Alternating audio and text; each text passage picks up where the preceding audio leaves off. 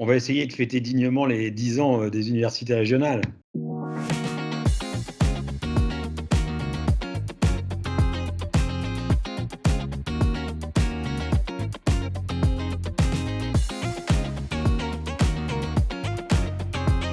C'est tout simplement parce que les besoins en formation de formateurs sont nombreux et similaires en Afrique francophone, mais qu'aucune offre proposée ne prend en compte leurs spécificités.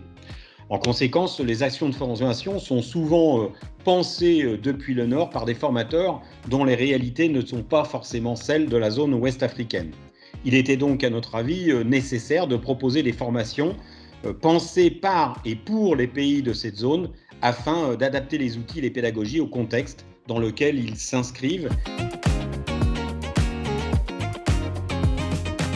Ce dispositif va permettre justement de former les enseignants du scolaire aux pédagogies innovantes. Il va permettre de diversifier les compétences des enseignants en FLS ou FLE pour répondre aux demandes spécifiques. Par exemple, c'est le cas de l'alphabétisation fonctionnelle en milieu professionnel. Il va permettre de développer un pôle régional de formateurs. En organisant une université régionale, avec notamment les équipes de l'Institut français de Côte d'Ivoire et l'ensemble des postes d'Afrique de l'Ouest, il s'agit pour nous de contribuer à repenser collectivement le statut du français en contexte plurilingue francophone et d'enseigner un français dit hétérolingue. C'est pourquoi l'offre de modules qui sera proposée a été pensée pour répondre spécifiquement à des situations rencontrées en Afrique de l'Ouest francophone.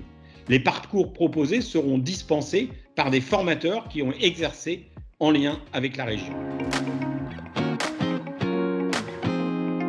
Bon, très honnêtement, je dirais qu'à mon âge, je ne suis pas sûr d'avoir des appréhensions sur le sujet.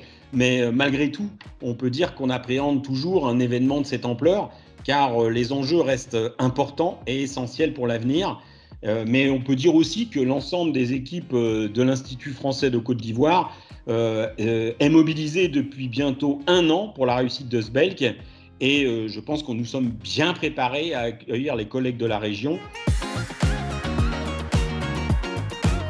Notre objectif avec cette première rencontre, c'est de développer un pôle régional de formateurs. Cela permettra de concrétiser la coopération entre les acteurs de l'enseignement de et en français et de renforcer les plaidoyers en faveur de l'intégration du plurilinguisme dans les pratiques scolaires en Afrique francophone.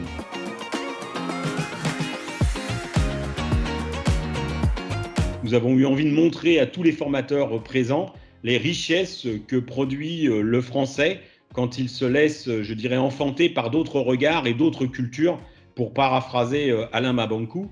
Et c'est pourquoi nous essaierons d'organiser des cafés littéraires avec des grands auteurs de la zone à l'occasion de ce BELC. Car finalement, si on se résume, les livres en français sont peut-être les plus belles fenêtres sur les mondes dont ils parlent.